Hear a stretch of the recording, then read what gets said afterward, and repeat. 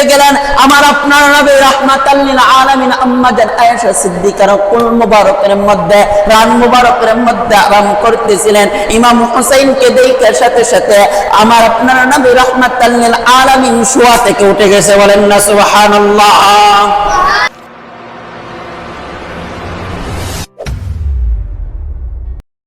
আলহামদুলিল্লাহ, সর্বপ্রথমেই ওই রব্বুল আলামিনের দরবারে একবার শুকরিয়া আদায় করি যে রব্বুল আলামিন দুনিয়াবি হাজারো ব্যস্ততা থেকে বিরত রেখে আজকে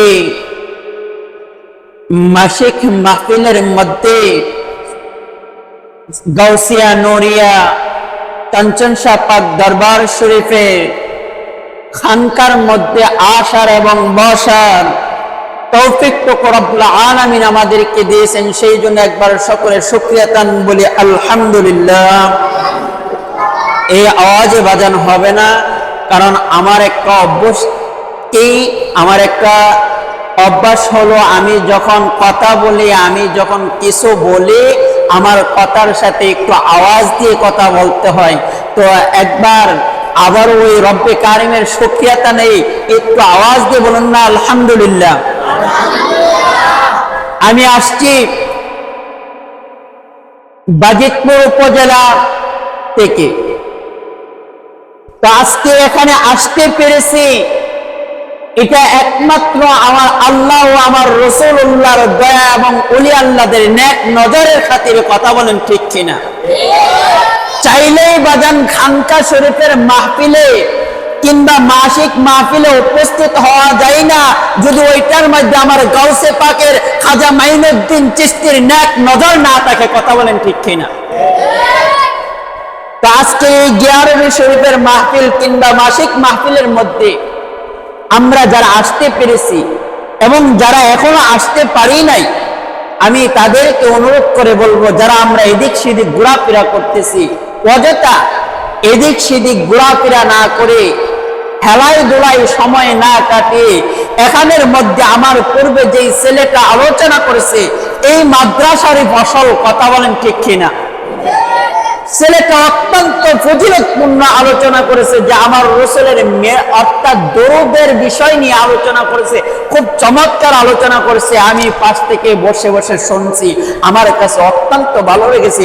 আসলে আমার রাসূলুল্লাহর আলোচনা যত শুনি ততই ভালো লাগে, কথা বলেন ঠিক কিনা? যাই হোক বাজান, আমি আর এদিক সেদিক কথা বলবো না, আমি আমার মূল আলোচনার দিকে চলে যাব। আমি কালামে হাকিম হইতে ছোট্ট একখানা আয়াত তেলাওয়াত করেছি। আমার আপনার নবী রাহমাতাল লিল আলামিন সরকারে দু কায়নাত নূরে মুজাসসাম নূরে খুদা হুজুরে পাক নূর সাল্লাল্লাহু তাআলা আলাইহি ওয়াসাল্লামের লক্ষ কোটি হাদিস থেকে ছোট্ট একখানা হাদিস তেলাওয়াত করেছি। আমার আপনার নবী রাহমাতাল লিল আলামিন সরকারে দু কায়নাত দুনিয়া থেকে বিদায় নেওয়ার মুহূর্ত যখন চলে আসছিলেন, আল্লাহর নবী রাহমাতাল লিল আলামিন উনার জীবনের শেষ জুমা বারটা পড়ায়া যখন উনি এক ঘরের মধ্যে হযরত উম্মে সালামার ঘরের মধ্যে ঢুকে গেলেন, আল্লাহর নবী সাহাবায়ে কেরাম রাদিয়াল্লাহু তাআলা আজমাইন গণদেরকে বলে দিয়ে গেছিলেন, হে সাহাবীরা, আমার পরে আমার এই মুসল্লার মধ্যে মসজিদে নববীর ভিতরে নামাজ পড়ে আবু বকর, বলেন না সুবহানাল্লাহ।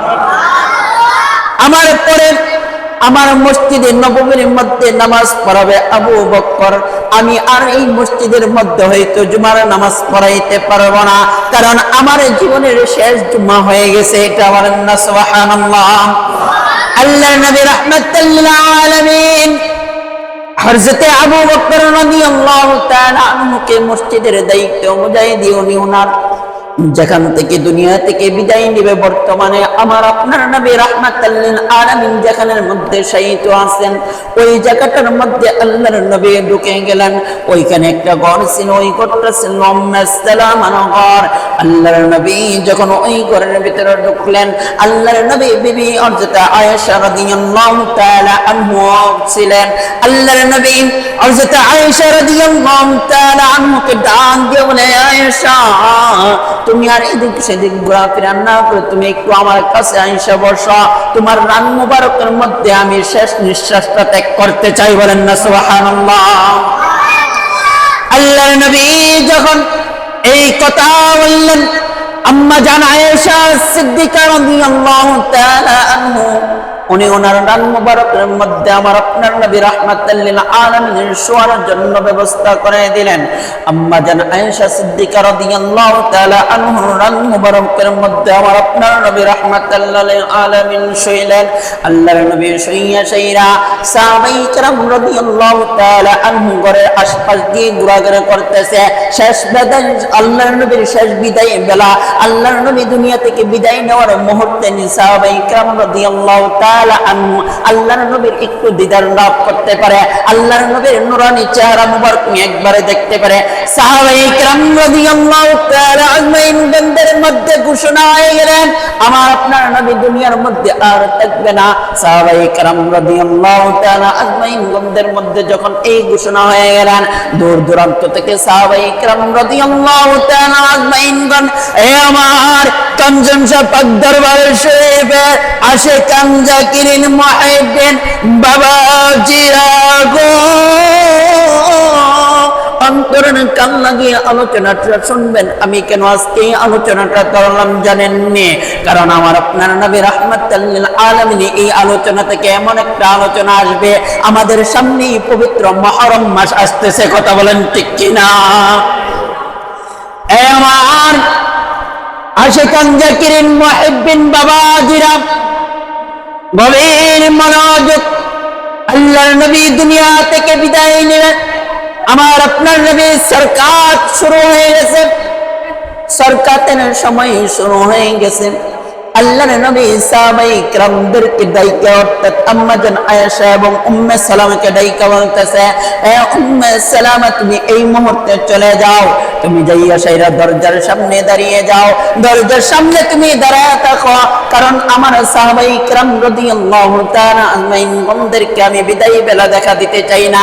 বিদায় বেলা যদি আমি আমার সাহাবীদেরকে দেখা দিয়ে যাই, আমি নবী আমার রওজার মধ্যে শুয়ে তাইকে সহ্য করতে পারবো না, আর আমার সাহাবীরা জমিনের মধ্যে তাইকে সহ্য করতে পারবে না। বলেন না আল্লাহু আকবার। আল্লাহর নবী রাহমাতাল লিল আলামিন সরকারে দুকানাত হুজুর সাল্লাল্লাহু তাআলা আলাইহি ওয়াসাল্লাম আল্লাহর নবীর বিবি উম্মে সালামাকে ডাক দিয়ে কয়, উম্মে সালামা, তুমি দরজার সামনে যাইয়া দাঁড়াও। দরজার ভিতরে দিয়ে আমার সাহাবীরা যদি আয়েশা বলে আমি নবীর সাথে সাক্ষাৎ করার জন্য, তুমি বলে দিবা বিদায় বেলা আমি আর কোন সাহাবীর সাথে দেখা দিতে চাই না, আমি আমার আর কোন সাহাবীর সাথে দেখা দিব না। বাজান রে আমার, গভীর মনোযোগ দিয়ে একটু খেয়াল করেন। আল্লাহর নবী যখন এই কথা উম্মে সালামা রাদিয়াল্লাহু তাআলা আনহাকে বললেন, উম্মে সালামা ঘরের দরজার মধ্যে দাঁড়িয়ে গেলেন। ঘরের দরজার মধ্যে যখন দাঁড়িয়ে গেলেন, উম্মে সালামা দাঁড়িয়ে রয়েছে ঘরের দরজার মধ্যে। সাহাবায়ে কেরাম রাদিয়াল্লাহু তাআলা আনহুম আয়েশা সাইরা উম্মে সালামাকে বলে, আমরা কি শেষ বেলা নবীকে একটিবার দেখতে পারবো কিনা?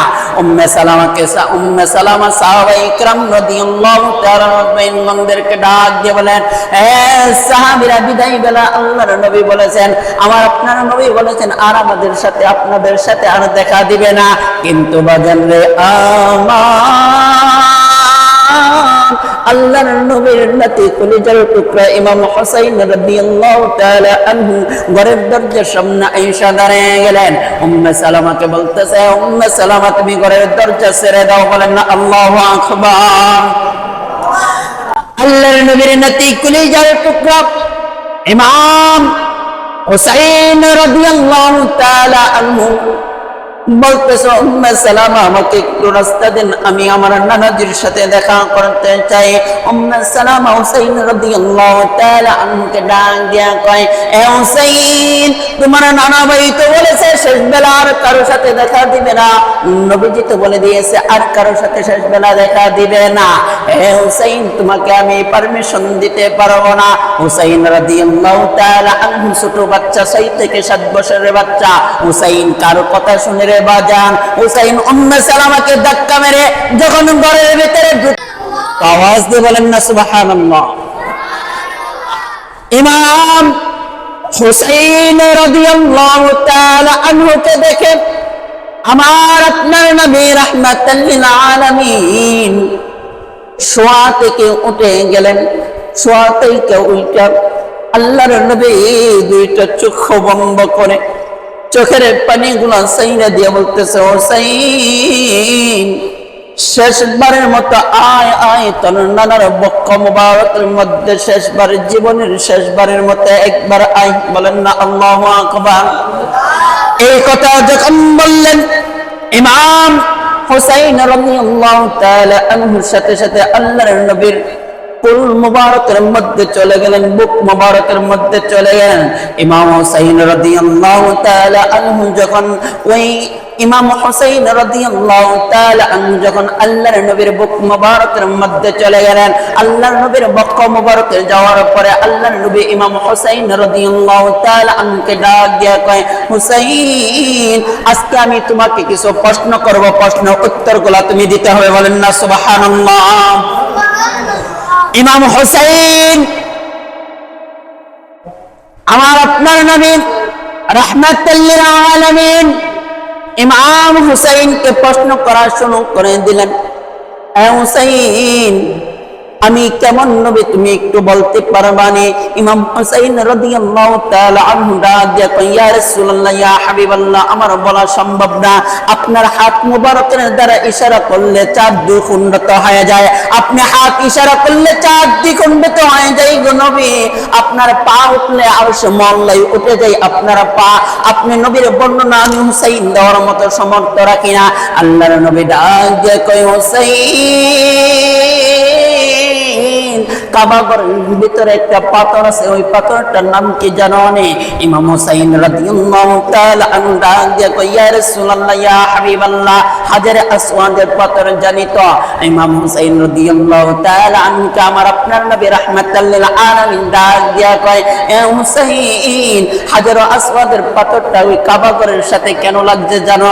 ইমাম হুসাইন রাদিয়াল্লাহু তাআলা আনহু ডাক দিয়া কয়, ইয়া রাসূলুল্লাহ, ইয়া হাবিবাল্লাহ, ওগো মায়ের নবীজি রাহমাতুল লিল আলামিন, ওই হাজারে আসওয়াদের পাথরটা কাবা ঘরের টুনার মধ্যে লাগছে শুধু একমাত্র আপনি একটা চুমা দেওয়ার কারণে। বলেন না সুবহানাল্লাহ।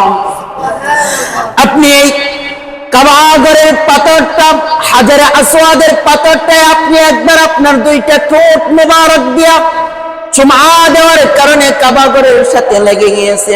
ইমাম হুসাইনকে আমার আপনার নবী রাহমাতুল লিল আলামিন ডাক দিয়ে কয়, হুসাইন, আমি যদি হাজারে আসওয়াদের পাথরটাকে একবার চুমা দেওয়ার কারণে ওই হাজারে আসওয়াদের পাথরটা আল্লাহর ঘর বাইতুল্লাহর ভিতরে লেগে যায়, আর ওই পাথরের মধ্যে আমার কোন উম্মত যদি চুমা দেয়, আমার ওই উম্মতের গুনাহ সাথে সাথে ঝরে পড়ে যায়। বলেন না সুবহানাল্লাহ।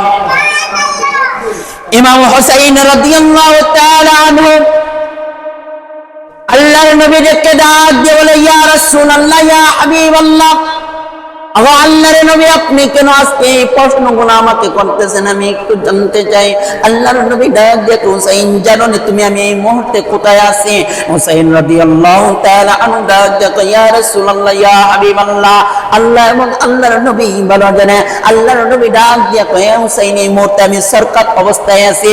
আমি হয়তো আগামী কালকে দিনটা হয়তো দুনিয়ার ভিতরে থাকতে পারি, পরবর্তীতে আমি আমার রওজায়ে আতহারে চলে যাব। বলেন না সুবহানাল্লাহ।